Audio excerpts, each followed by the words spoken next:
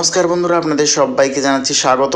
এই মুহূর্তে পাওয়া সবথেকে বড় এবং গুরুত্বপূর্ণ আবহাওয়ার আপডেট। আজকে 21শে এপ্রিল, আজকে সোমবার। ইতিমধ্যে সরাসরি লাইভ বজ্রবিদ্যুৎ সহ বৃষ্টিপাত শুরু। বাংলাদেশের বিভিন্ন অংশে তীব্র পরিমাণে বজ্রবিদ্যুৎ সহ বৃষ্টিপাত চলছে। ইতিমধ্যে সরাসরি একদম লাইভ দেখতে পাচ্ছি আমরা, আজকে সকাল থেকেই চলছে বৃষ্টিপাত।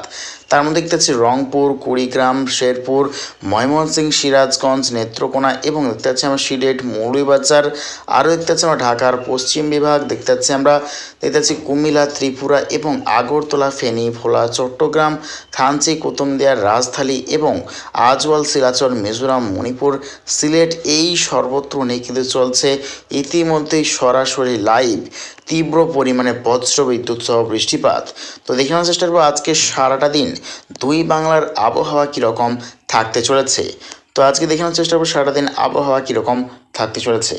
তো দেখতে পাচ্ছি ক্রমশ এই যে মেঘ বৃষ্টি ধীরে ধীরে দক্ষিণবঙ্গের দিকে এগিয়ে আসছে, তারই ভাবে রয়েছে আজকে বাংলাদেশের সর্বত্র জুড়ে কিন্তু চলবে বৃষ্টিপাত। দেখতে পাচ্ছি গোটা বাংলাদেশের দক্ষিণবঙ্গ সহ উত্তরবঙ্গের সর্বত্রই রয়েছে আজকে তীব্র পরিমাণে বজ্রবিদ্যুৎ সহ ঝড় বৃষ্টি।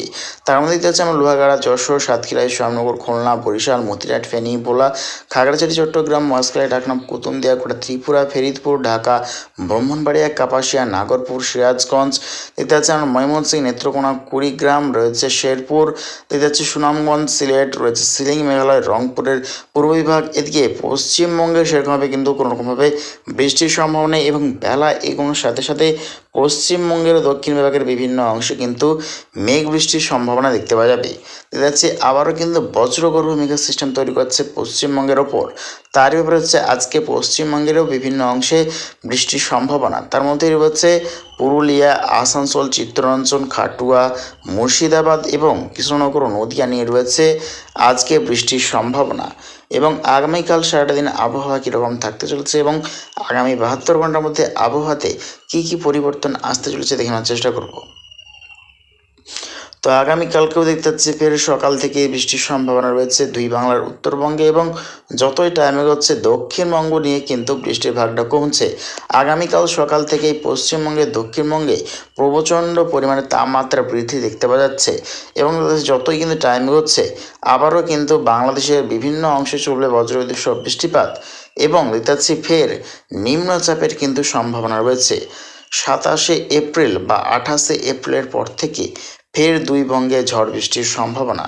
প্রচণ্ড পরিমাণে মেঘ বৃষ্টির বলয় পশ্চিমবঙ্গ এবং বাংলাদেশের দিকে ক্রমশ এগিয়ে আসছে, অর্থাৎ গোটা পূর্ব ভারত এবং গোটা বাংলাদেশ জুড়ে চলবে প্রবল ঝড় বৃষ্টি।